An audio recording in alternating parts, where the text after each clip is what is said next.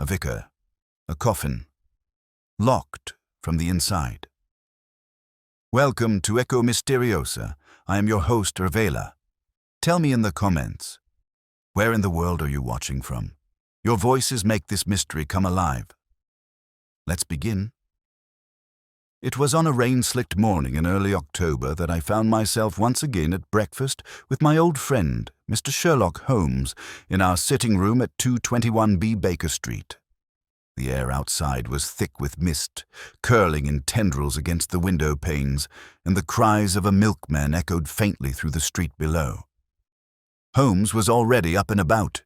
He had consumed little more than coffee and a single slice of toast, but his mind, as always, was ferociously active. He stood by the fireplace, pipe in hand, gazing intently at a small envelope he had slit open moments before. The seal was of thick wax, deep crimson, with a curious imprint I could not make out from where I sat.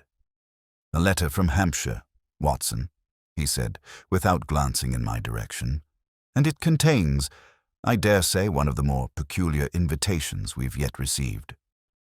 I lowered my newspaper and reached for my teacup. Another murder? A ghost? Or perhaps a misplaced heirloom of scandalous origin? Holmes gave the faintest smile and tapped the letter against his palm. A burial, or rather, a most unusual circumstance surrounding one. "Go on." Holmes crossed the room and handed me the letter. It was written in a steady hand, evidently by a man of the cloth, and bore the signature of one Reverend Gideon Lane, vicar of St. Edmund's Parish, a sleepy village nestled near the Solent. "Mr. Holmes, I do not know what compelled me to write to you in the matter of my own death, but I feel it is necessary, urgent even. There is something deeply wrong here in Greystone Hollow. The villagers whisper behind closed doors, and shadows fall where they should not. If this letter reaches you, I beg you to come. I fear I shall not live long enough to explain myself in person. Please look inside my coffin. There are things hidden that must not remain buried. Yours in faith, Reverend Gideon Lane." Beneath the ink there were signs of smudging, as though the vicar's hand had trembled. "A suicide note?" I asked. Holmes shook his head. "That's the curious thing. This letter was posted 2 days ago. It arrived this morning, and with it, this." He produced a clipped item from the Hampshire Courier, dated the previous day.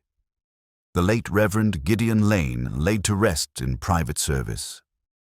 Greystone Hollow was hushed yesterday as its longtime vicar, Reverend Gideon Lane, was interred within the grounds of St. Edmund's Parish. The Reverend, aged 64, died suddenly in his study. No foul play is suspected. A private ceremony was held by request.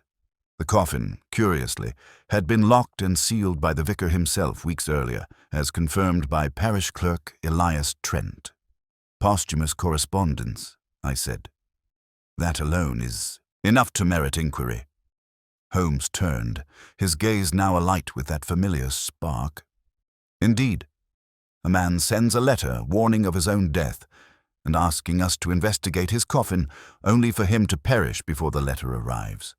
Not only that, but he had prepared his own coffin in advance, sealed it himself, according to this article. Why would a man of the cloth prepare for his own funeral in such a deliberate fashion?" I set the letter aside. Perhaps he was ill, expecting his end. Holmes returned to the window and pulled the curtain back, letting in a wash of foggy light. Possible, but unlikely. Lane's age was modest, and no illness was mentioned. Besides, this line, "There are things hidden that must not remain buried." It suggests concealment, perhaps guilt, or knowledge that others might kill to suppress. "You suspect murder." "I suspect many things, but above all, I suspect that Greystone Hollow, quaint as it may sound, has secrets. And I should like to examine the contents of that coffin before the soil settles too comfortably around it." We departed that same afternoon on the 3:45 train to Winchester, changing at Brockenhurst before boarding a hired carriage bound for the village. The ride was long and wet, the road slick and the sky bruised with cloud. As we approached Greystone Hollow, I was struck by its quietude. An almost unnatural stillness hung in the air. The church tower loomed above modest cottages, ivy-clad and half sunk into the marshy earth. Smoke curled reluctantly from chimneys, and not a soul stirred as we entered. We were received at the vicarage by a sharp-eyed woman in mourning black, Mrs. Margaret Lane, the vicar's widow. She stood rigidly in the drawing-room, hands clasped before her like a figure in marble. Her voice, when she spoke, was clipped but steady. "You are too late," she said simply. "The coffin was sealed a fortnight ago, and Gideon was buried yesterday. We honored his instructions."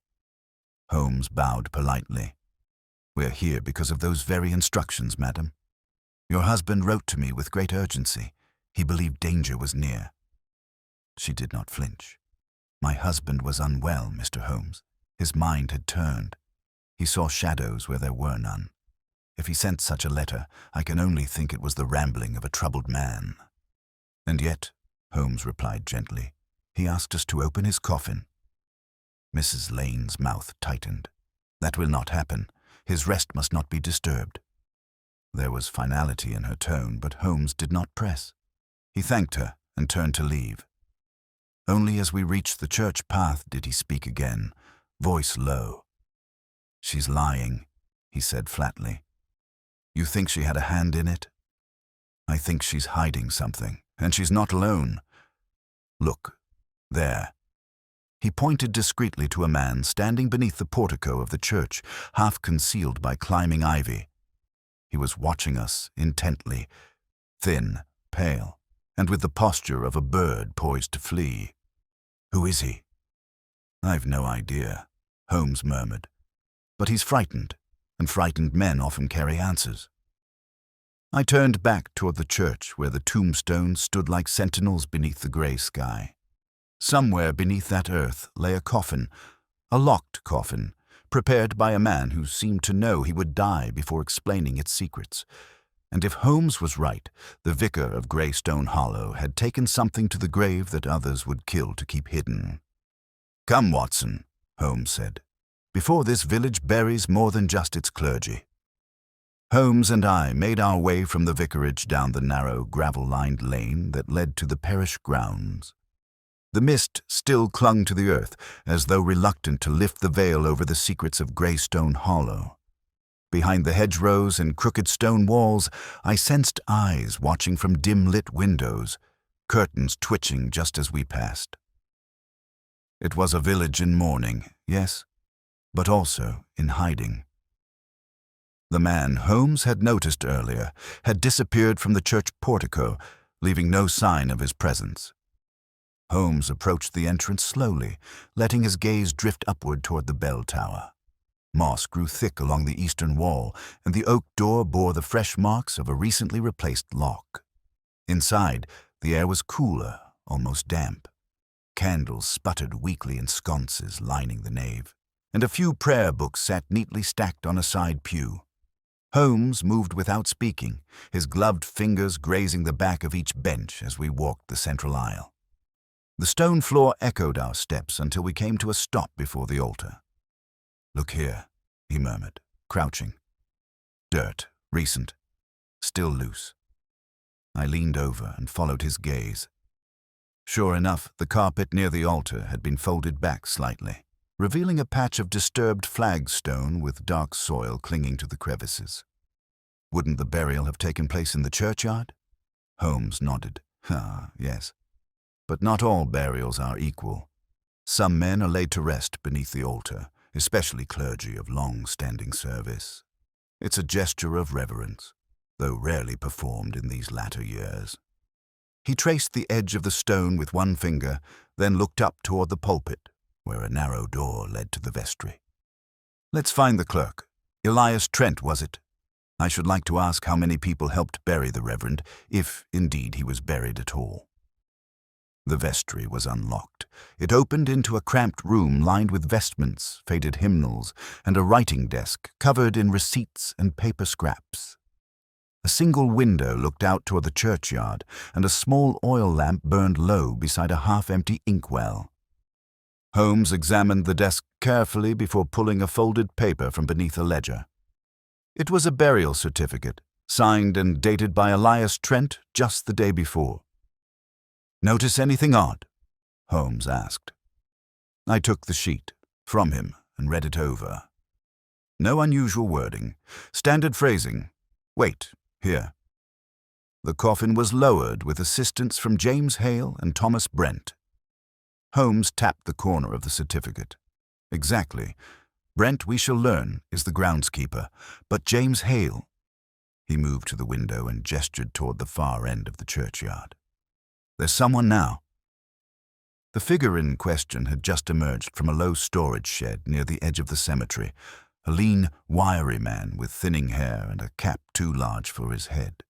He carried a spade loosely in one hand, and when he spotted us approaching, he set it down with deliberate slowness. "Mr. Hale?" Holmes asked. The man nodded but kept his distance. "I heard you was coming. From London." "Indeed. We've come at the request of the late Reverend Lane." At this, Haley's face twitched, though he made an admirable effort to conceal it. "You'll find him in the ground, same as we left him." "Tell me, Mr. Hale," Holmes said mildly, "what did you see when you opened the coffin?" "I didn't. That is, I never looked inside. Vicar sealed it himself, padlocked the lid weeks back. Said it were a matter of privacy. I didn't ask. Yet you helped lower it. Along with Thomas, the widow, watched the whole thing. Had that clerk signed the paperwork, then sent us on our way." Holmes tilted his head. "Would you describe her as grief-stricken?" Haley hesitated. "She didn't cry, if that's what you mean. Just stood there, not a word from her mouth, not a single prayer. Never seen mourning look so clean." Holmes glanced sideways at me, and I knew then that something had begun to arrange itself in his mind, though I could not yet glimpse the pattern. "Thank you," Holmes said. "One last thing. Have you seen a man loitering about the grounds today? Pale, thin, a bit nervous." Haley blinked. "That'd be Philip Wren, I reckon. The bell ringer. Used to be. Left the village 6 months back. Came back just yesterday, I heard. Don't know why." Holmes raised an eyebrow. "And where might we find Mr. Wren?" "Might be staying up at the old forge house near the edge of the marsh road. Empty most days, but folks still keep a key under the sill." As we turned to leave, Holmes spoke softly. "Watson, do you recall what Mrs. Lane said when we asked to examine the coffin?" "She said it would not happen, that her husband's rest must not be disturbed." "Just so. Yet neither she nor anyone else has proven that the Reverend rests beneath that altar at all. Come, we shall pay Mr. Wren a visit. I believe he may help us exhume more than a body." The fog thickened as we left the churchyard, the damp rising from the sodden earth in heavy wreaths. We found the forge house in a clearing beyond a row of elder trees, its chimney long cold and vines creeping up the shuttered windows. Holmes knocked twice, then opened the door without waiting. Inside, the hearth was dark, but a kettle still sat upon a trivet as though recently used. A man sat on a stool in the corner, half turning at our entrance. He was gaunt, his cheeks hollow and eyes rimmed with shadows, yet his posture stiffened when he saw Holmes. "You don't belong here," he said, voice low. "No more than you," Holmes replied. "Philip Wren, I presume." The man flinched. "I've done nothing." "Then you won't mind speaking with us. We are not the law. We are here on behalf of a man who may no longer rest in peace." Something in Wren's expression shifted. He stood, slowly, and gestured toward the hearth. "He told me they'd come for him," Sir Wren murmured. "Weeks ago. Said he'd heard them whispering in the crypt. Said the walls were too thin." "Who?" I asked. "The widow and the clerk. Elias Trent. They thought he was asleep in the chapel. But he listened, heard them talking about the will. About the ledger, Holmes' eyes sharpened. What ledger? Wren turned toward a knapsack resting beside the hearth. From within, he produced a small black journal, the kind often used by parish treasurers. He held it like a relic, extending it to Holmes with shaking hands. He gave it to me the night before he died. Said I was to keep it safe. He was afraid. Said someone had falsified the church books. That if anything happened to him, someone would make sure the ledger vanished. Holmes took the book and flipped it open, his eyes scanning line after line. Double entries, he said, nodding. Tithes recorded twice, withdrawals unaccounted for. A slow theft, masked in piety. This is what Lane was protecting. Wren sank into the chair again. He never locked that coffin because he wanted to hide. He locked it because he feared someone might use it before its time. Holmes closed the ledger gently. Watson, we must return to the church. To open the coffin? To ensure there is one. The fog clung to us like wool as we stepped back into the night, the forge house disappearing behind us. Whatever lay beneath St. Edmund's altar, body or not, it was no longer a matter of peace, but of premeditation. The vicar may have gone to his grave in silence, but I knew Holmes would not let him remain unheard. We arrived back at St. Edmund's under cover of night, the churchyard now cloaked in a deepening fog that swallowed our footsteps and muffled even the hoot of owls in the trees. Holmes walked quickly but silently, his gloved hands tucked behind his back, the small black ledger from Philip Wren's possession now concealed within his coat. I kept pace beside him, glancing often over my shoulder, unnerved by the oppressive silence that now settled over Greystone Hollow, like a watchful presence. Holmes did not head toward the main entrance, but instead circled to the side of the church, where a rusted iron gate led down a narrow stairway, toward the crypt beneath. The steps were slick with moss and rain, and we descended slowly, the only light coming from the lantern I carried. The door at the bottom was old and warped, but not locked. Holmes paused, then pressed his shoulder gently against it.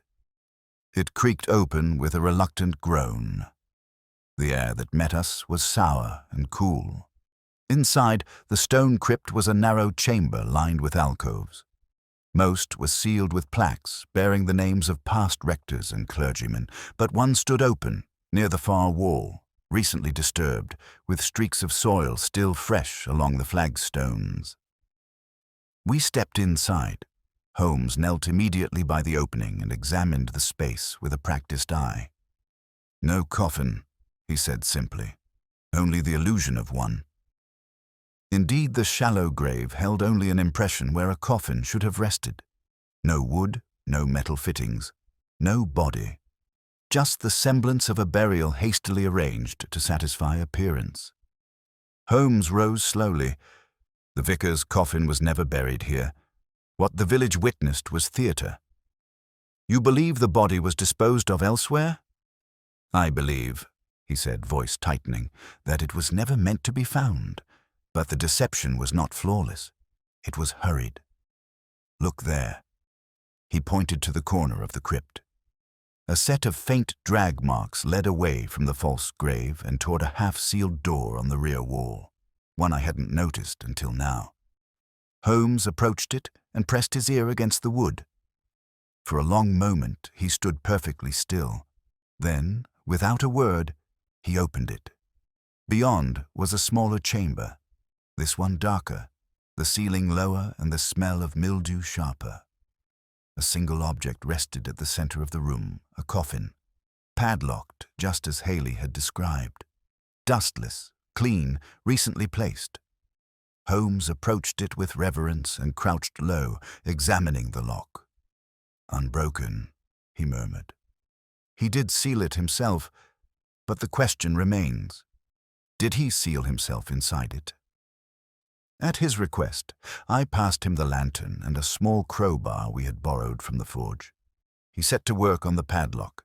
It gave way with a snap that echoed across the stone like a thunderclap. For a moment, neither of us moved. Then, slowly, Holmes lifted the lid. Inside was the body of Reverend Gideon Lane, dressed in plain vestments, hands folded neatly across his chest. His skin bore the pallor of recent death, and yet Holmes leaned in closer. There were signs that something was amiss. "The lips," he murmured, "bitten. And his fingers, see the scratches along his palm? These are not the marks of peaceful death." I felt the chill even before Holmes gave it voice. He was buried alive. The silence in the crypt grew heavier. I turned away from the coffin, stomach lurching, but Holmes remained still. "Sedated, perhaps," he continued, voice even. "Then sealed. The death was not by poison, but by asphyxiation. A quiet murder, one only revealed by his own foresight. But who had the motive, the means, the access?" Holmes stood and stepped back. "The ledger implicates the clerk, Elias Trent. The widow would benefit from silence, and both were close enough to the vicar's daily life to drug his tea or his wine. No signs of struggle in the vicarage, no broken windows, no forced entry. It was someone he trusted." We sealed the coffin again and exited the crypt. Holmes locked the chamber behind us with a grim finality. As we emerged once more into the night, the fog had thinned and stars began to show through the haze. But in the distance, down the path toward the vicarage, we saw a single flickering light, moving. "Someone's watching the church," I said. Holmes nodded. "Let them. We've confirmed the vicar's death was no natural passing. That alone is ammunition enough." Back at the Forge house, we roused Philip Wren and secured the ledger in Holmes's satchel. Holmes sat beside the hearth and leafed through the last pages once more. "Here," he said. "Do you see it, Watson?" I looked. A final entry had been circled. Twice. March 2nd, £400, transferred to private account, for repairs. Signed, E.T. Prime. E.T., Holmes repeated. Elias Trent. The transfer was not approved by Lane, nor was there any work done on the church in March. Trent stole the money, and Lane discovered it. "And then Lane wrote to you?" "Yes, and died days later." A knock came at the door. Sharp, urgent. Holmes motioned for silence and moved to the edge of the window, drawing the curtain back with 2 fingers. "It's Trent," he whispered. "Alone." He opened the door. Trent stood there pale and damp, his eyes wide and mouth twitching. I know what you found," he stammered. "They'll turn on me, both of them. Margaret said you wouldn't look. She swore." "Inside," Holmes said coldly. Trent entered like a man sentenced, wringing his hands. "I didn't mean for him to die," he began. "It was just a sleeping draft. Margaret said it would keep him quiet, long enough to sign a retraction of the accusation. She was to convince him. I was only supposed to keep him asleep." Holmes folded his arms. "But she didn't convince him." Trent shook his head. He refused. Said he'd bring it before the bishop. He had that ledger locked away. Then the next morning, he was dead, laid out. She said he'd had a seizure. I believed her. "You helped bury a man who was breathing," Holmes said, voice low and firm. Trent collapsed into a chair, trembling. I thought it was all madness, but when I heard you were here, I knew it was unraveling." Holmes exchanged a glance with me, then leaned in. "Then it's time you help us finish what he started." As dawn crept over Greystone Hollow, we had Trent's signed confession, the vicar's ledger, and the location of the true burial. All that remained was a single confrontation with the widow whose grief had been nothing but a veil. But Holmes was not yet finished, and in his silence I could sense the full shape of the trap he was setting, though its bait remained, for now, unspoken. Morning crept slowly across Greystone Hollow, washing the mist-stained cottages and crooked church steeple in a dull pewter light. Holmes and I had scarcely slept. There was no time. With the ledger now secured and Elias Trent's trembling confession recorded in Holmes' hand, a final step remained before we could act decisively. The truth, Holmes often said, was not enough. It must be delivered with precision, at the right moment, in the right place, or it risked dissolving like breath on a window pane. Holmes paced the forge house slowly, hands behind his back, as Trent sat hunched at the table, nursing a cup of lukewarm tea with both hands, as though it were the only thing tethering him to the world. "You'll come with us," Holmes said, stopping beside him. "This must be settled today." Trent looked up, eyes wide. "She won't confess. Margaret, she'll deny everything. Always did have steel in her, and she's clever." Holmes's lips pressed into a line. "That's precisely why we need you, not to confront her, but to lure her." I knew that tone well. A plan had already formed, and we would soon be its instruments. We left the forge at 8 precisely, the village stirring slowly to life as we passed. A fishmonger's cart creaked down the lane. A stable boy dragged buckets from a trough. But when we reached the vicarage, it was silent. Mrs. Lane answered the door, dressed immaculately in a charcoal grey gown with high collar and mourning trim, her expression calm but unreadable. If she was surprised to see Trent standing between Holmes and me, she concealed it masterfully. "Mr. Holmes," she said evenly, "I had not expected you to return so early." "We bring news," Holmes replied, "and apologies. We were wrong to pursue such intrusive inquiries. There was no crime here." I turned toward him, startled, but he went on before I could interject. "It appears Reverend Lane was indeed suffering from a degenerative condition. Mr. Trent has helped us understand the full nature of the vicar's decline. We owe you an apology, madam." She studied Holmes for a long moment, then nodded, stepping aside. "You're welcome to take tea before you go." The vicarage was as spotless as before, every cushion in place, every silver crucifix gleaming. We entered the drawing room, where the fire had already been lit, and a tea tray waited on the table. "Would you pour, Mr. Trent?" she said, settling into a chair. Holmes sat opposite her, elbows on knees, posture relaxed. I took my place beside him, though my pulse quickened. Something was coming. I could feel it. "You must be relieved," Holmes said, accepting a teacup. "To be free of doubt." Her eyes narrowed just slightly. "I'm always glad when order returns. My husband valued order." Holmes nodded. "Indeed, a structured man, even in his passing. It's rare for a man to organize his own burial, but Lane appears to have done so with care, right down to the padlock on the coffin." At that, she paused, only slightly, a flutter of her hand adjusting her sleeve. "He didn't want a spectacle," she said coolly. "He was a private man. The village would have turned his funeral into gossip." Holmes sipped his tea. "Gossip is a persistent affliction. Take Mr. Trent, for instance. There were whispers of financial impropriety, you know." Her smile didn't reach her eyes. "Whispers are not facts." "Quite. Which is why we check the facts." Holmes turned slightly toward the window as if bored. "The bishop was very interested in the ledger. He's reviewing it now." For the first time, the air shifted. Mrs. Lane set her teacup down gently, fingers tightening ever so slightly around the porcelain rim. "I see," she said. Holmes turned back to her. "Do you? Because I'm not sure you do." He rose slowly, the easy grace now gone from his limbs. His voice hardened, not loud, but unmistakably clear. "Your husband discovered the theft. He confronted Trent.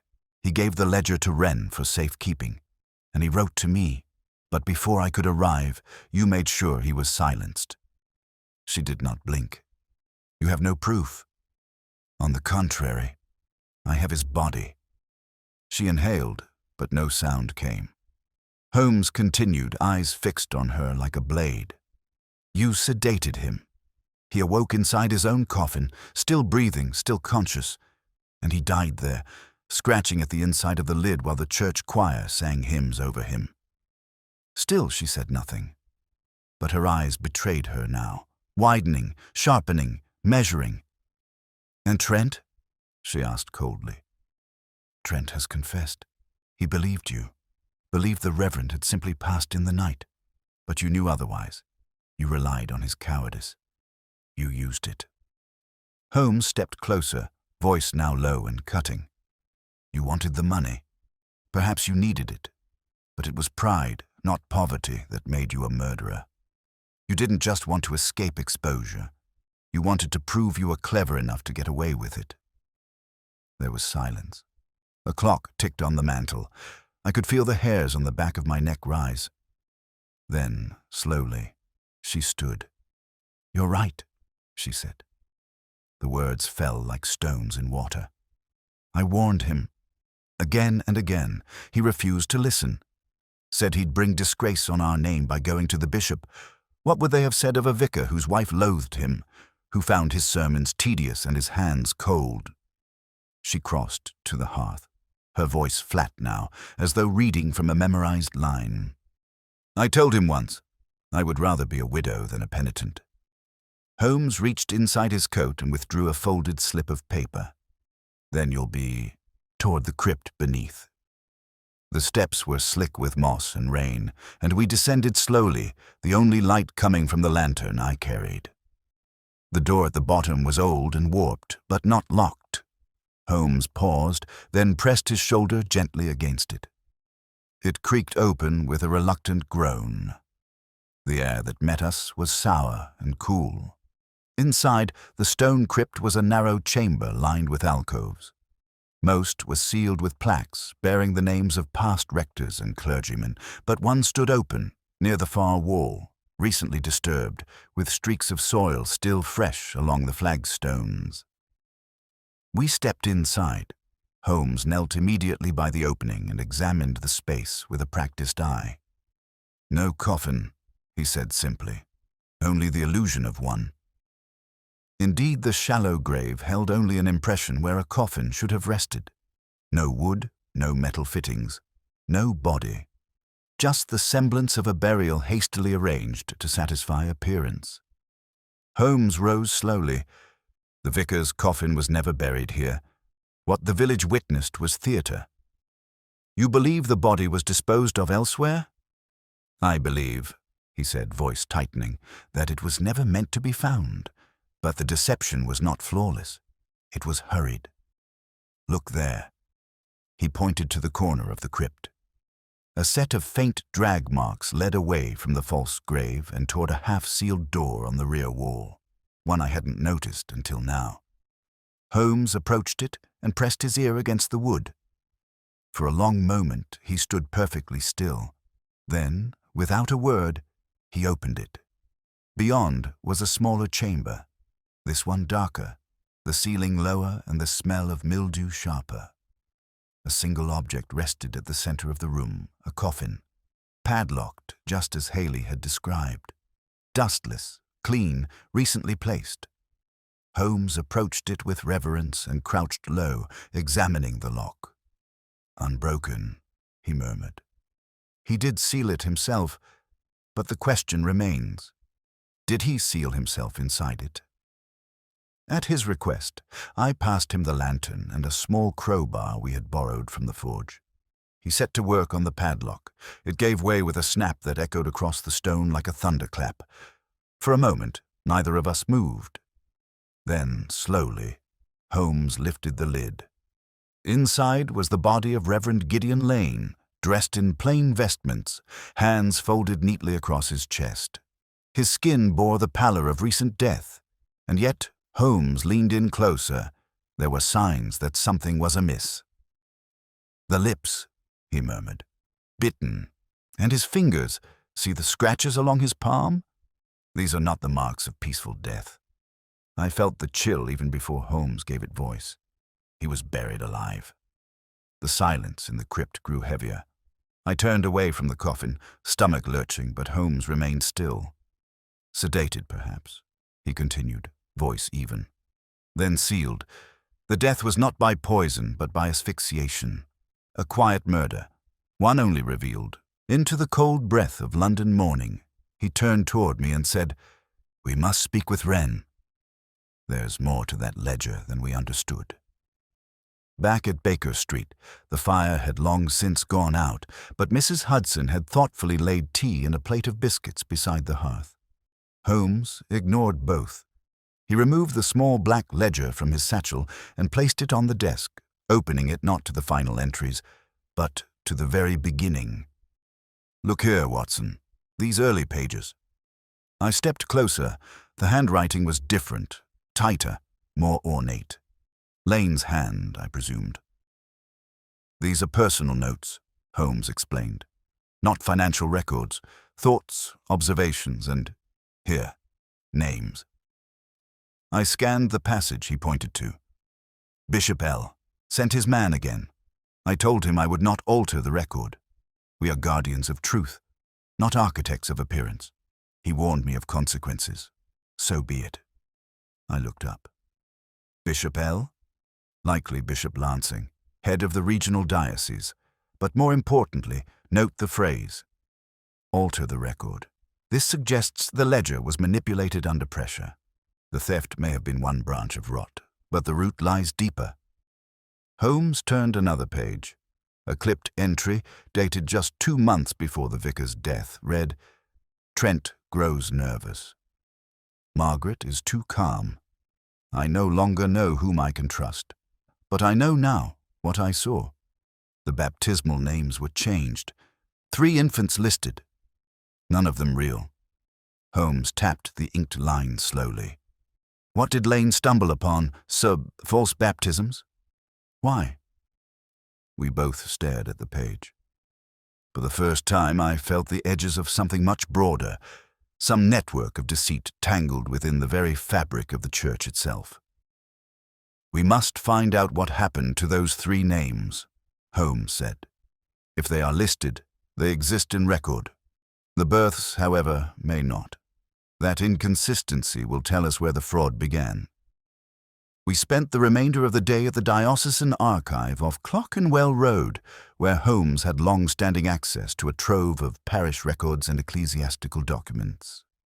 A clerk there, a young man with dust on his cuffs and the cautious deference of one who knew Holmes by reputation, fetched the baptismal ledgers from Greystone Hollow for the past year. Holmes leafed through them until he found what he sought.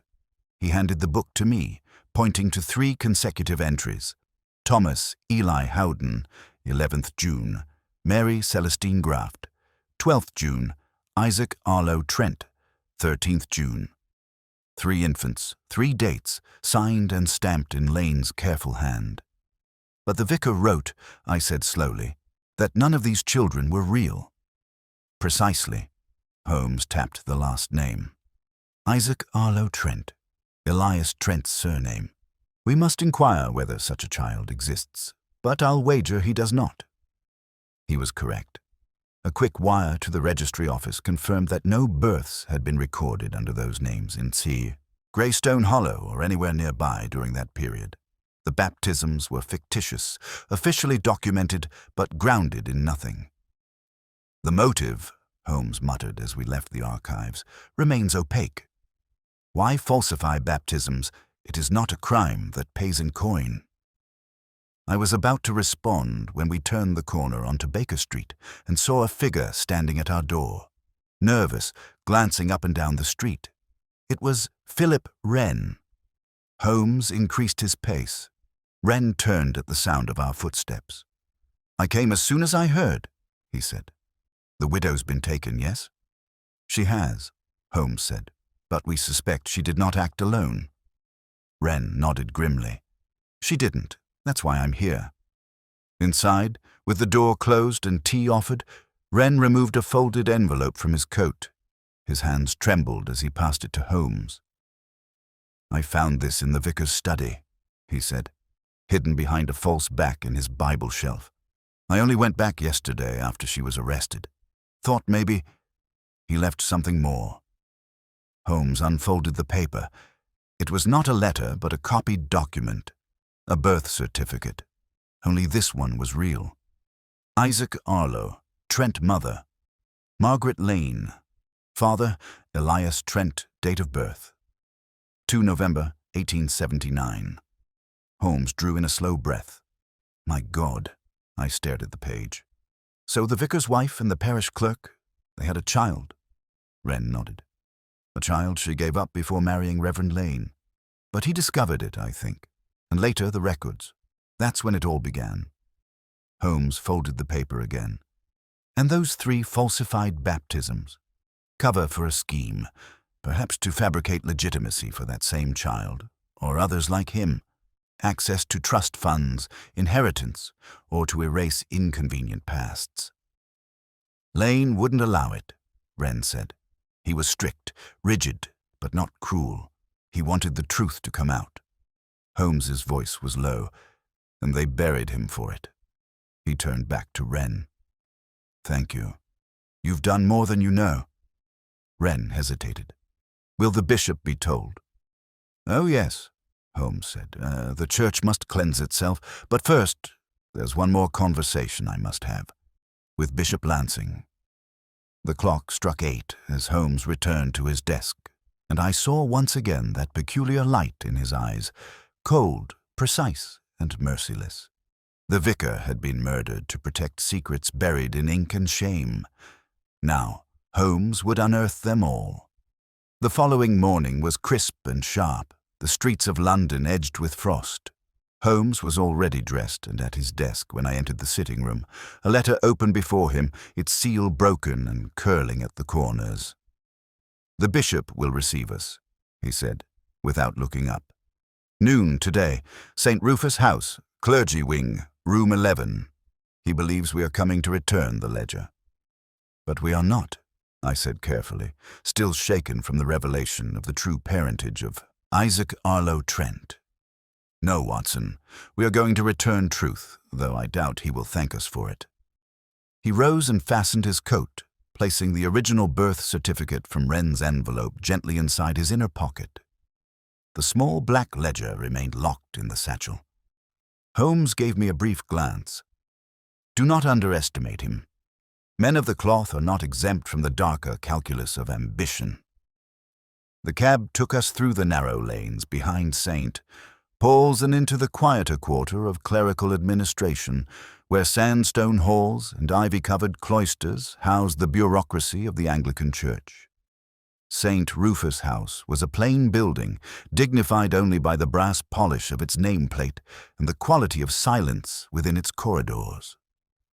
We were led without delay to a dark-paneled room overlooking a gravel courtyard. Bishop Lansing stood to receive us, tall and gaunt, with the gaudy cross of his office resting against the dull silk of his cassock. His fingers were long and white, and he moved them constantly, as if perpetually counting invisible beads. Mr. Holmes, he said, offering a hand that Holmes ignored. Dr. Watson, do come in. Holmes inclined his head slightly. Bishop Lansing, we appreciate your time. Lansing gestured to 2 chairs across the polished desk and sat opposite us, folding his hands together. I must confess, he began. The news of Gideon Lane's death grieves me deeply.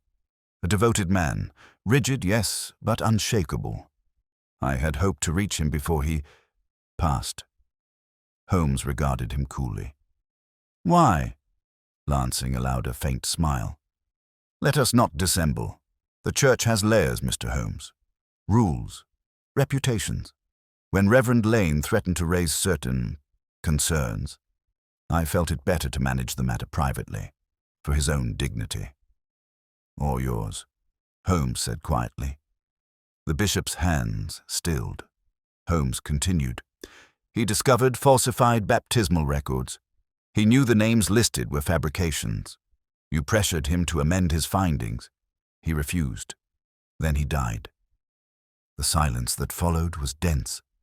Lansing sat back slowly in his chair, his smile gone. You speak boldly, he said at last.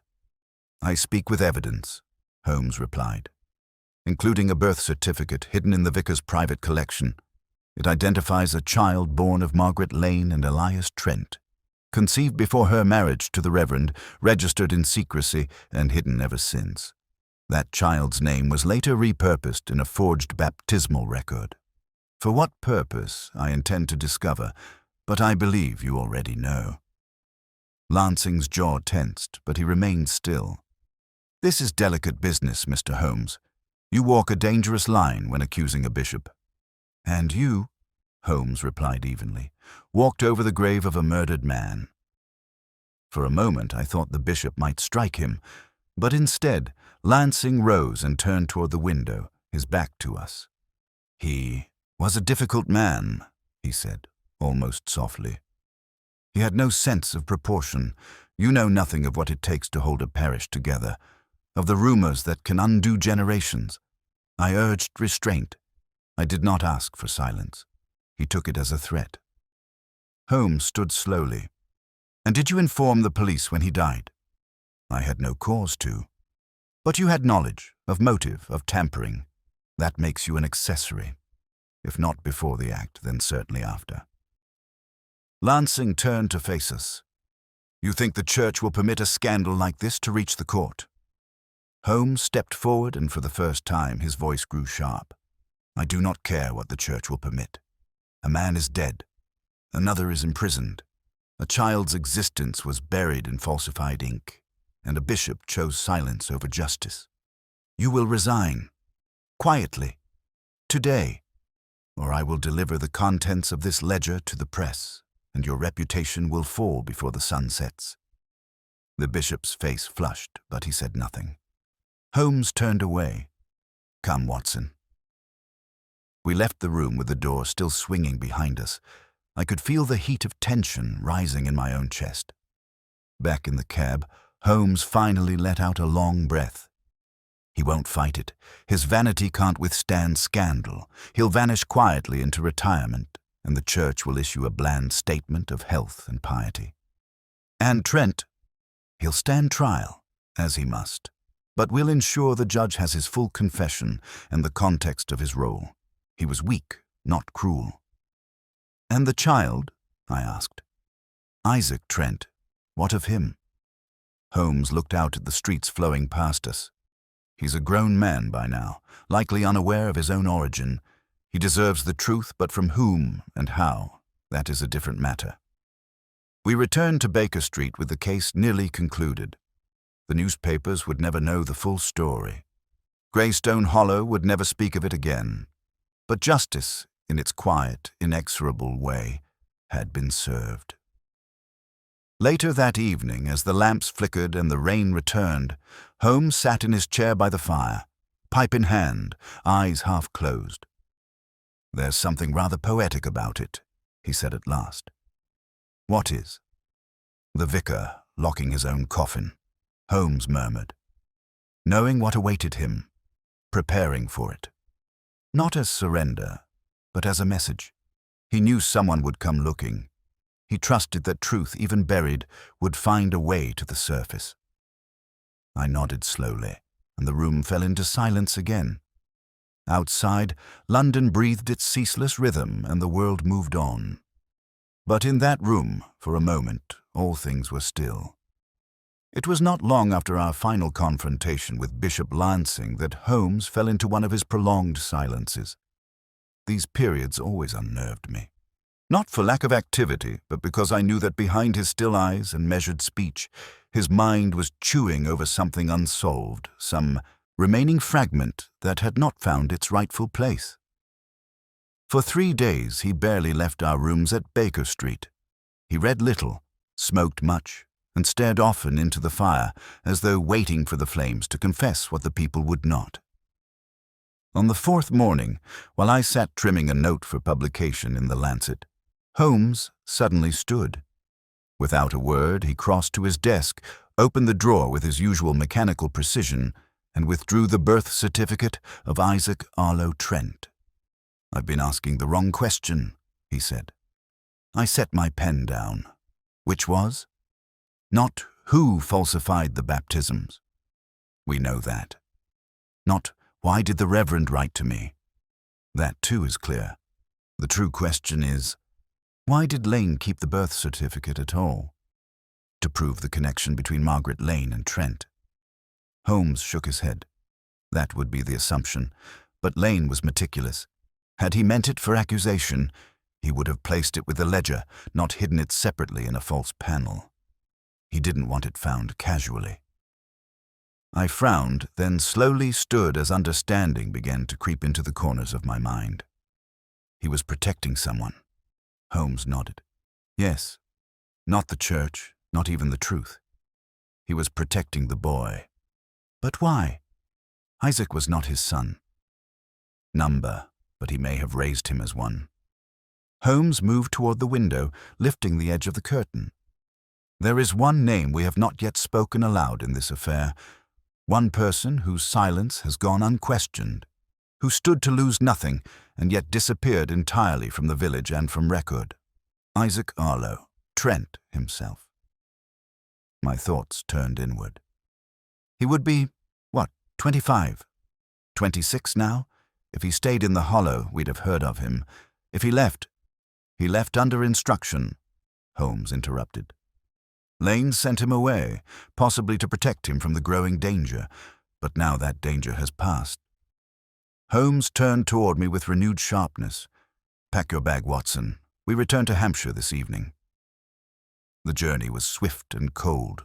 We arrived in Greystone Hollow under a darkening sky, the last blush of sunset bleeding over the low hills. It had been just over a week since our first visit, yet the village already felt different. The vicarage stood shuttered, the parish gates were chained, and the townsfolk, once furtive and wary, now passed us with downward glances, acknowledging us not with suspicion, but with something like respect and fear. We made our way not to the church or the forge, but to a small cottage on the edge of the village, its thatched roof low and slightly crooked, as though leaning against the wind. A signpost on the path read, Wren and Sons, Restoration and Carpentry. Philip Wren met us at the door, surprised but not displeased. Mr. Holmes, doctor, I wondered if I might see you again. Holmes did not waste time. Is he here? Wren blinked. Who? Isaac. The old man hesitated. He arrived 3 days ago, said he was passing through. I didn't question it, but I thought perhaps... You thought the wind had changed? Wren nodded. Holmes stepped inside. The cottage was warm and close, smelling of varnish and tobacco. In the adjoining room, a young man sat at the hearth with a book in hand. He looked up as we entered, dark-haired, sharp-jawed, with a bearing too still for someone without a past. He stood slowly. I thought you might come, he said. His voice was calm, oddly calm. Holmes studied him in silence, then extended a hand. Isaac Arlo? Yes. Holmes motioned for Wren to give us the room. The old man departed with a glance, leaving the door half open. I assume you know why we've come, Holmes said, not unkindly. I can guess. Holmes drew the folded birth certificate from his coat and set it on the table. Isaac did not touch it. My mother told me when I was 10, he said. She said my birth was a mistake, that she had given me up for the sake of her marriage. She promised me I'd have a better life. Proper schooling, a name, and Reverend Lane. He kept that promise. But he was not your father. Isaac's eyes flickered. Number. But he raised me as though he were. Holmes nodded. And he sent you away. He said there were things happening in the village, that it was no longer safe for me. He never told me why.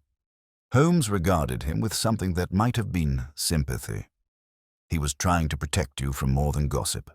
The falsified records weren't just about church image or inheritance. There were legal implications. If your parentage had been revealed, the scandal could have consumed more than reputations. Isaac lowered his gaze, and now it has. Holmes sat beside him, voice low. You understand that your name, your very existence, was central to a scheme involving the bishop and others. You were a symbol, Isaac, one they wished to conceal or repurpose. Isaac's jaw tightened. I never asked to be a symbol. Nor did the vicar ask to die, but he did, because he tried to keep you whole. For a long while there was no sound in the room but the gentle tick of a wooden clock on the mantel. At last, Isaac said, "What happens now?" "That depends," Holmes replied. "There is no crime in being born, Isaac, but there is power in names. You have a choice. Remain hidden or claim your place."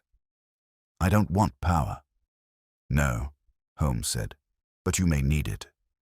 He stood. "You'll find the truth is heavy, but less so than silence. Stay in the hollow if you wish.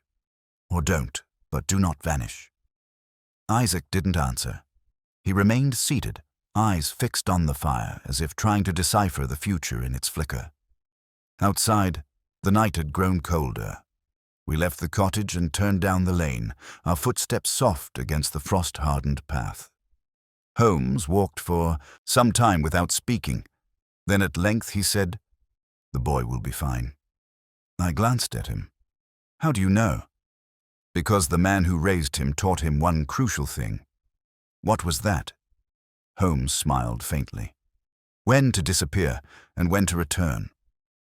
As we reached the ridge above the village, the bells of St. Edmund's began to chime behind us, tolling not for the dead, but for the living, for a man who had buried himself to protect a boy, and for a boy who had walked through fire to reclaim his name. We returned to London in silence, the kind of silence that falls not from discomfort, but from resolution. Holmes sat with his gaze fixed on the glass, watching the trees whip past as though they might whisper some final epilogue to the case that had so consumed us. I left him to his thoughts, for I knew them to be crowded, not only with deductions and aftermaths, but with the echoes of the vicar's voice still haunting the margins of our memory. "Look inside my coffin." It was nearly midnight by the time we stepped out onto Baker Street.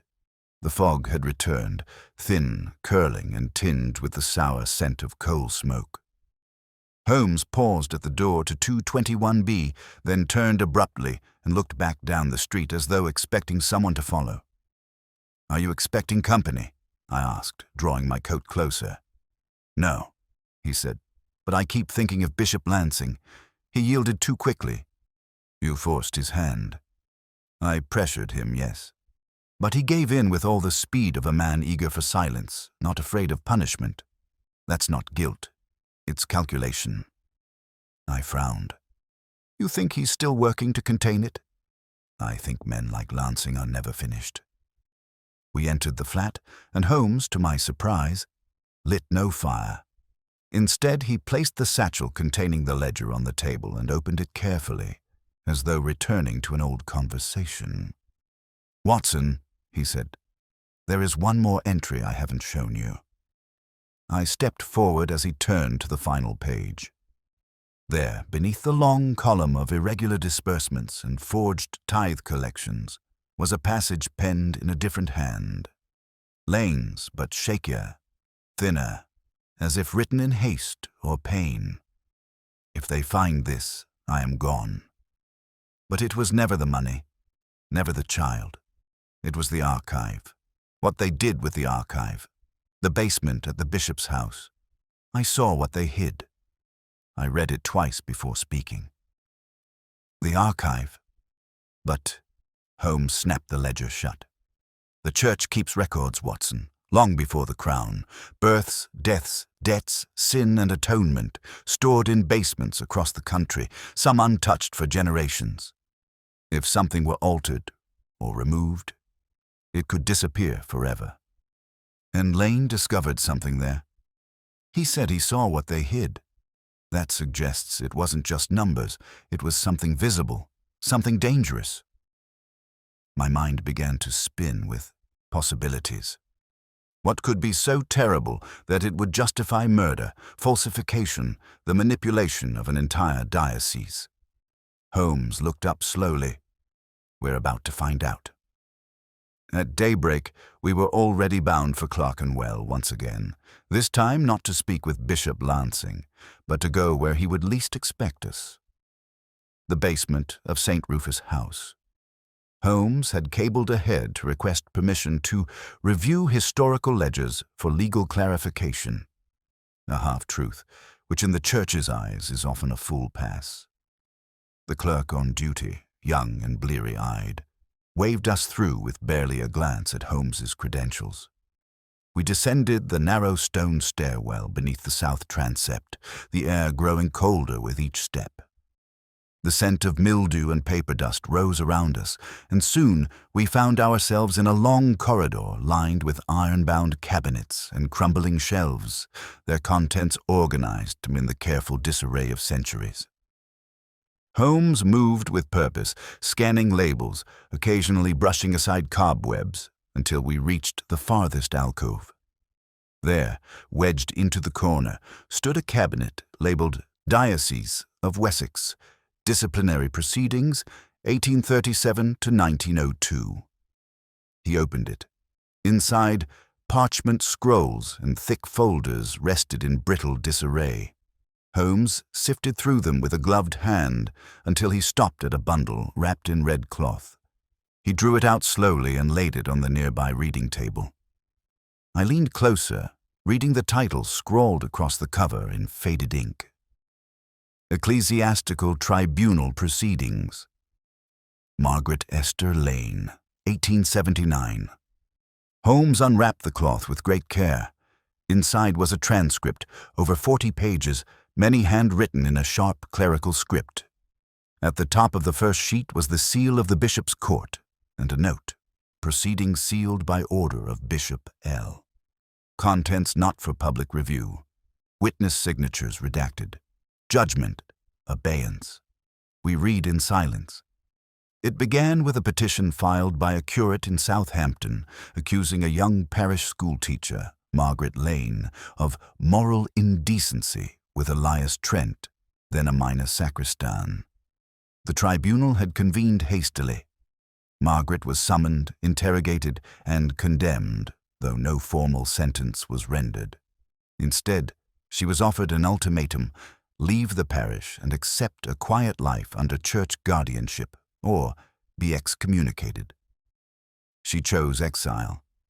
Holmes turned a page, revealing a hastily appended note dated several months later. Child of Margaret Lane transferred to orphanage under church care. Records sealed. Baptismal name to be altered to preserve clerical integrity. I exhaled slowly. So, that's it. They not only forced her out, they erased the child's origin, then, years later, falsified baptisms to mask the cover-up even further. Holmes's eyes narrowed. And when Lane found this, he realized the corruption stretched far beyond money.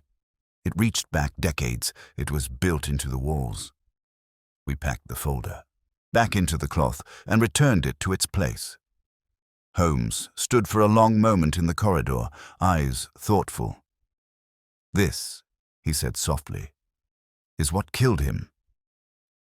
We exited the archive into pale morning light. The wind had picked up, rattling the street signs and carrying with it the faint toll of bells from some nearby parish. Holmes hailed a cab but paused as he turned to me. "Watson," he said, "what we've uncovered cannot go further, not yet." I nodded. "Because of Isaac?" "Yes. If this tribunal is made public, it will mark him forever. Margaret's shame, his illegitimacy, Lane's name, it all reopens, and the bishopric would recover faster than he would." We rode back to Baker Street in silence. Later that afternoon, Holmes drafted 2 letters. One was addressed to the Chancellery of the diocese, bearing only a short, cryptic note and a copy of Lane's final entry. The other, sealed in blue wax, was sent to Isaac Arlo Trent, care of Philip Wren's cottage in Greystone Hollow. I did not ask what it said. As he sealed it, Holmes looked up at me, the edge of weariness beginning to show. "This case will not be written, Watson." I nodded slowly. "Some stories aren't meant for ink." He gave me a rare, faint smile. "Just for justice." And then, as though it were any other afternoon, he turned back to the violin and played a quiet piece I did not recognize, its notes curling like smoke into the stillness of the room. The days that followed were peculiarly quiet. Holmes, having closed the door on the Greystone Hollow affair with uncharacteristic finality, entered one of his introspective moods.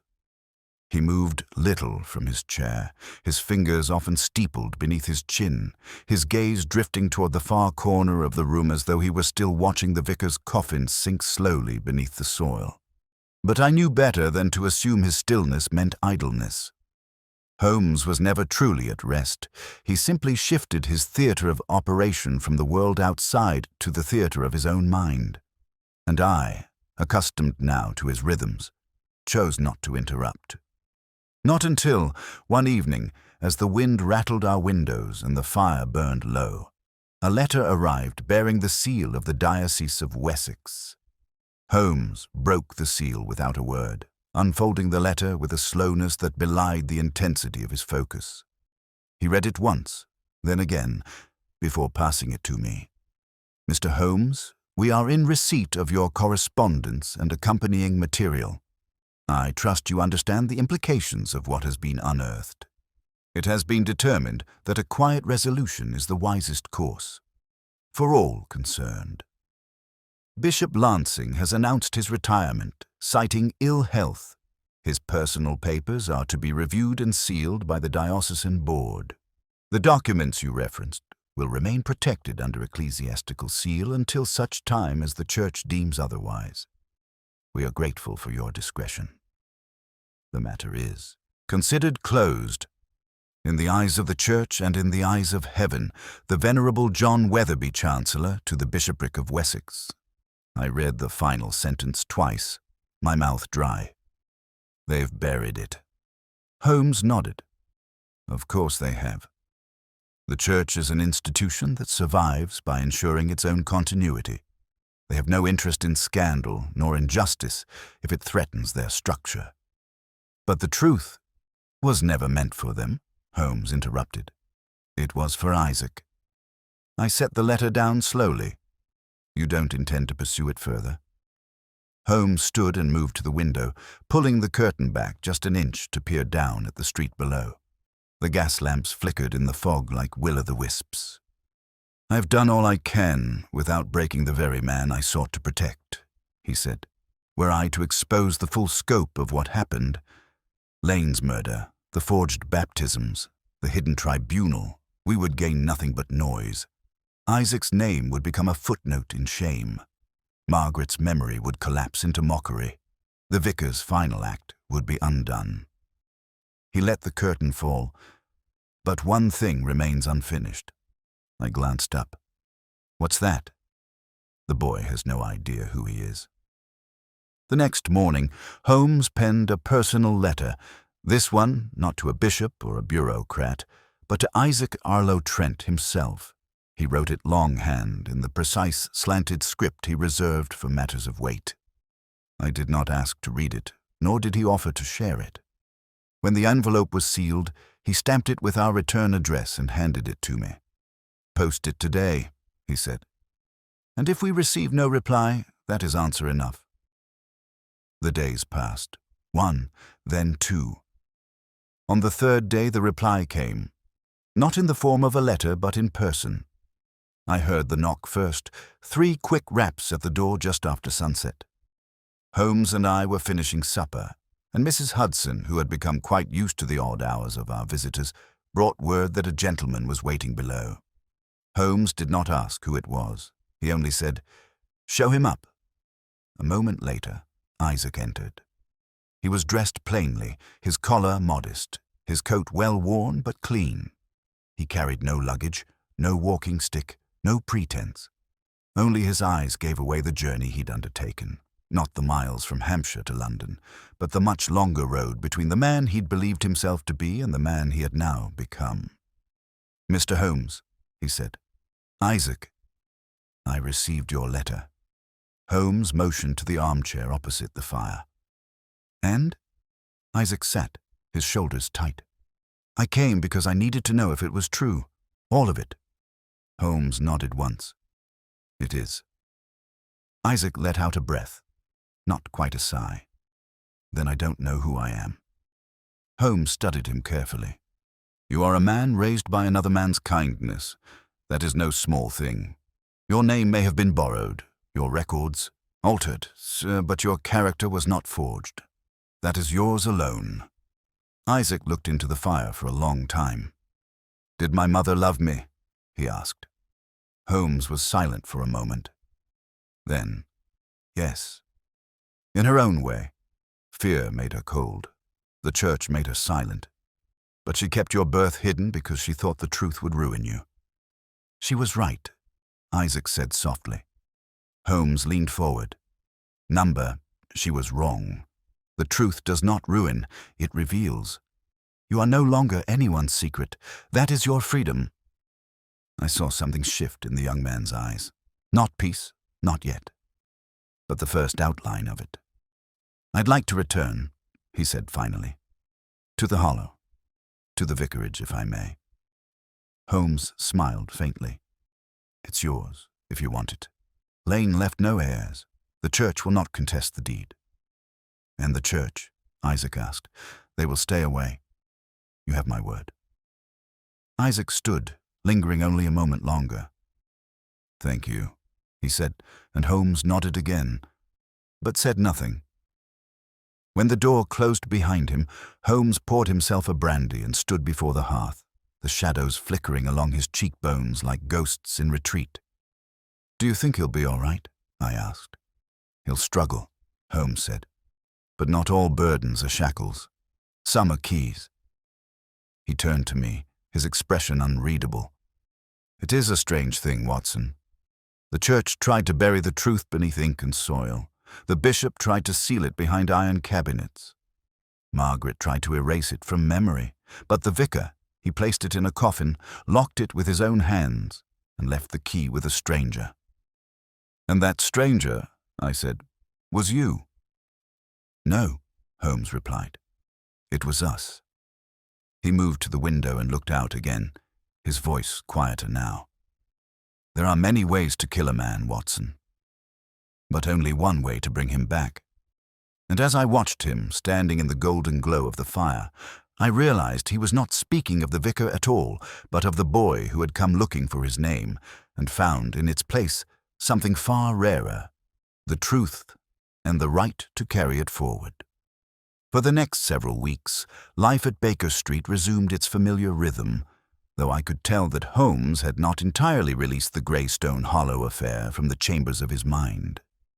His violin returned to his hands more often than usual, not in bursts of manic arpeggios or moody adagios, but in long, meditative notes that lingered over the air, like questions still awaiting their answers. It was in mid-December, a week before Christmas, when a small envelope arrived addressed not to Holmes, but to me. The handwriting was steady, neat.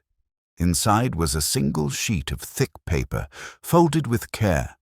It read, "Dear Doctor, Watson, I hope this letter finds you in good health. I've written not because I wish to trouble Mr. Holmes further. He has done more for me than I can repay.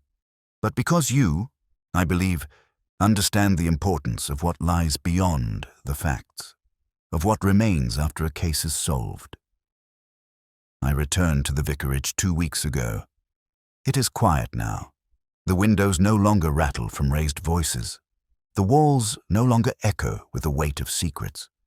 I've started restoring the study piece by piece. The vicar left his books in order, as always. His handwriting is still tucked between the margins. Notes to himself, underlined sermons, half-finished thoughts. It feels as though he is still here. I buried him properly, not under the altar, where fear once kept him.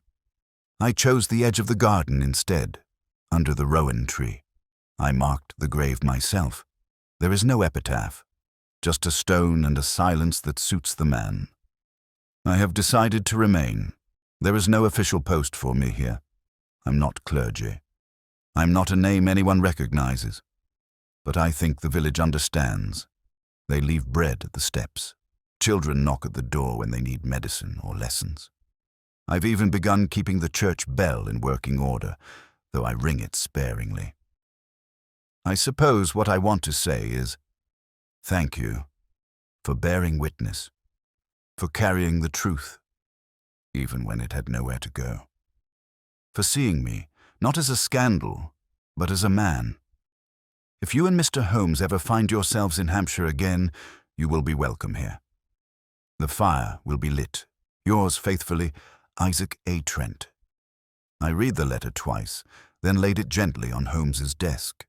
When he entered the room moments later, I simply gestured to it and stepped back. He read it slowly. When he reached the end, he remained very still, his expression unreadable. Then he folded the letter and slipped it into the drawer beside the ledger, the one he rarely opened unless something mattered to him deeply. "That will do," he said softly. That evening, a strange contentment hung in the air between us. We dined in comfortable silence. The coal in the grate glowed brighter than usual. Holmes even allowed himself a measure of claret with dinner. As the hour grew late, he pulled his violin from the shelf and played. Not one of his usual improvisations, but a quiet carol I hadn't heard since I was a boy in service. And then, just as the fire was beginning to dim and I prepared to retire, there came one final knock at the door. Holmes didn't move. I opened it. On the step stood a man I had never seen before, middle-aged, gaunt, and impeccably dressed, with the posture of a man accustomed to attention. His eyes, though polite, were alert, searching. "I'm sorry to intrude at this hour," he said. "My name is Wilfrid Lansing." Holmes turned slowly from the fire. "The bishop's brother," he said. "Yes." Holmes offered no invitation, but neither did he deny entry. The man stepped forward. "I have come," he said quietly, "not to beg leniency, nor to contest the past. My brother is dying. He has asked for no visitors.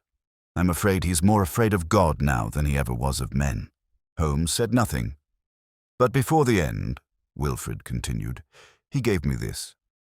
He handed Holmes a small leather-bound volume about the size of a prayer book.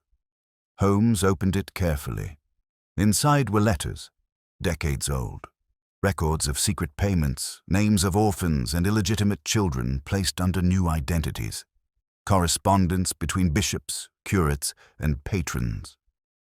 "It was never just about Isaac," Wilfrid said. "My brother was part of something that had begun long before him. He did not start it, but he carried it forward. He buried it, and now he wants it gone." Holmes closed the book and handed it back. "I don't need it," he said. Wilfrid hesitated. "But surely there's someone." "I've read enough truths buried in basements and coffins," Holmes replied. "Let this one end." The man nodded slowly. "So be it." He turned to go, then paused at the door. "My brother envied you, Mr. Holmes. Not for your fame, but for your peace. He said once, 'Holmes walks freely through the world because he carries no secrets.' He never could do that." And with that, Wilfrid Lansing left. When the door closed, Holmes remained standing for a long moment. Then he looked to me. "Peace," he said thoughtfully. "I don't suppose I've ever claimed it." "No," I replied, "but you've given it to others." The clock struck midnight. Outside, snow had begun to fall, thin, silent, and steady. Inside, the fire still glowed, and Holmes, for once, did not reach for his pipe. He simply sat, eyes on the hearth, listening to the soft hush of the world setting itself right again.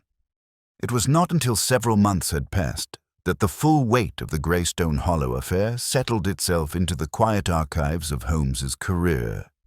One of those rare cases where justice had not come with handcuffs, nor triumph with headlines, and yet had left behind a more lasting effect than most victories declared in court.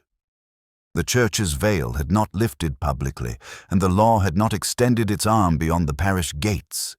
And yet, in a corner of Hampshire, a wrong had been righted, not by exposure, but by restraint. Holmes spoke little of the matter afterward, but I, ever the chronicler of our strange wanderings through the world's darker corners, could not help but reflect upon how rarely a case required not Holmes's brilliance alone, but his discretion, To know when to speak was expected, to know when to stay silent. Only the wisest detectives ever learn that. It was early spring when I received a final letter from Greystone Hollow, this one unsigned. It arrived folded in coarse paper with no mark of wax or formal address, but the handwriting was unmistakable, sturdy, deliberate, and no longer uncertain. The garden blooms again. The soil is good here. I have repaired the east window of the chapel, though I kept the crack in the lower pane. It reminds me that nothing is without its history. I found a lockbox beneath the floorboards of the vicar's study. Inside were a few sovereigns, a photograph, and a single note. For the boy, when he is ready. I suppose at last I am. There are no parishioners on Sundays yet, but sometimes I ring the bell anyway. The sound carries across the hollow. Children stop to listen. The wind answers back. Tell Mr. Holmes the house is no longer empty, and that the truth, once buried, grows. I handed the letter to Holmes without a word. He read it once, and then placed it quietly into the drawer where the case files lived, but rarely saw daylight. That afternoon, Holmes suggested we walk to Regent's Park. It was a mild day, with the first honest sun of the year. We passed children flying paper kites, lovers whispering on benches, and a man selling violets beneath the iron gate. Holmes, as was his habit on such occasions, made no mention of the case that had brought us here. Only as we neared the lake did he finally speak. It is a strange thing, Watson. For all the lies, the false names, the forged records, it was the man who told the truth, quietly at the end, who prevailed. The vicar, I said. Holmes nodded. He never raised his voice, he never fought back, but he prepared everything. He locked his coffin not to trap himself, but to leave a key, not of iron, but of meaning. He made sure someone would come looking, not just for him, but for what he refused to let die. Isaac, I said. You mean Isaac? I mean all of them, Holmes replied. Every one of them whose story was rewritten by others. In the end, it is not deduction alone that restores justice. Sometimes it is the simple act of being seen. We walked on in silence, the trees overhead still bare, but beginning to bud. And in that quiet, I thought again of the hollow, of the locked coffin, the hidden ledger, the boy who had been erased and then rewritten in his own hand. Holmes stopped suddenly and turned to me. Do you believe in redemption, Watson? I hesitated. In what sense? In the sense, he said, that even the most ruined names can be restored. I looked at him then, and saw not the cold logician the world so often imagined, but a man who carried within him every soul he had ever fought to understand, every life he had ever tried to pull back from the brink. Yes, I said at last. I do. Holmes smiled, just faintly, and we continued on. That was the end of it, the case of the vicar who locked his own coffin. Not our most famous case, nor our most dangerous, but perhaps, in its quiet way, one of the most human. And for once, Holmes did not object when I told him I might write it down, not for the papers, nor for the courts, but for those who believe, as we do, that truth, once found, must not always shout. Sometimes it need only ring like a distant bell across a hollowed village, in the soft voice of a man who chose to be buried with honor, and whose silence told us everything, silence told us everything, silence told us everything, silence told us everything, silence told us everything, silence told us everything, silence told us everything, silence told us everything, silence told us everything.